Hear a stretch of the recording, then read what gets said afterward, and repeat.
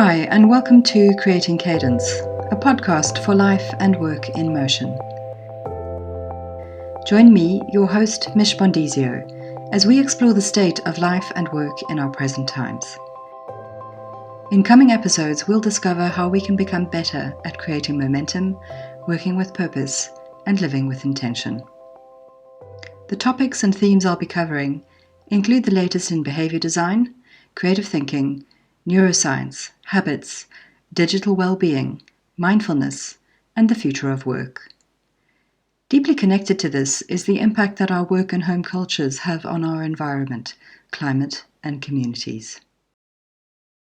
So why the word cadence? If you haven't heard of it before, cadence is used in endeavours such as cycling, music, and dancing to reference pace, rhythm, or flow. Creating work-life cadence is important, as life is always moving and we need to be able to move with it. It's why I chose the name Cadence, first for my monthly online guide and now for the accompanying podcast. When we're able to create more momentum, work with a more defined purpose, and live with more conscious intention, then we can activate our potential and support better ways of doing business. So a bit about me. My background is in communications and project management, but a few years ago I transitioned in my work to do something quite different. I now write, speak and consult on communications, productivity and well-being, and I also coach and mentor business people and teams working in creative and digitally focused industries. I help them to develop more mindful approaches to work. The catalyst for this change was my own personal experience with excessive stress and burnout, which resulted in me being physically and mentally unable to work for more than a year. I basically checked out of life for a time, and it was an incredibly tough and jarring experience. During my recovery, it was activities like walking, drawing, meditation, and yoga which helped me the most to find my rhythm again. I also dived deep into learning more about how my brain and body worked and why they were responding to stress, pressure, and overwhelm in such an overpowering and debilitating way. I realized that the way in which I had been living and working in a demanding hustle culture with ongoing high pressure hadn't helped matters. And at the time, I wasn't also emotionally and physically equipped to deal with the stress and the challenges that I was facing. But as part of my recovery, I developed a framework for creating work-life cadence to both help me get better and stay better, and from there to support my future well-being, productivity, and creativity better too.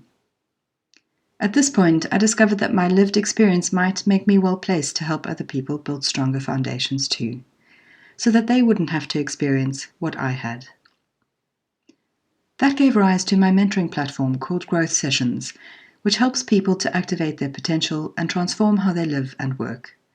Cadence grew out of that initiative, first as an online monthly guide, as I mentioned before, and now as an accompanying podcast.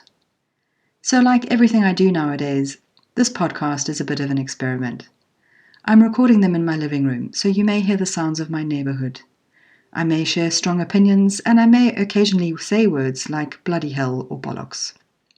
In the future, I may answer questions or interview someone relevant to the topics I cover. But for now, the plan is for these to be short, bite-sized pockets of learning and insight to help you think about how you can do things differently to create more cadence in your life. If you're keen to listen in regularly, please do subscribe to Creating Cadence via my website, growthsessions.co/cadence. And as a thank you, I'll send you a free training resource via email to help you build stronger foundations. Subscribing also gives you access to my monthly online guide, Cadence, Life and Work in Motion, which comes out towards the end of every month. So check out growthsessions.co/cadence. I'll share the web link in the notes too. And if I can just say up front, I cannot stand rambling, spam or annoying sponsor adverts, so there's no way in hell I'd subject you to anything I wouldn't be okay with myself. What that means is my podcast episodes will be 10 to 20 minutes in length. The only specials I may mention are things to do with my own services, and you'll only get 1 to 2 emails a month maximum from me. So that's it for now. I'll be back with another episode soon, and I look forward to sharing this journey with you. Until next time, take care of yourselves Remember to show up with love and keep moving forwards.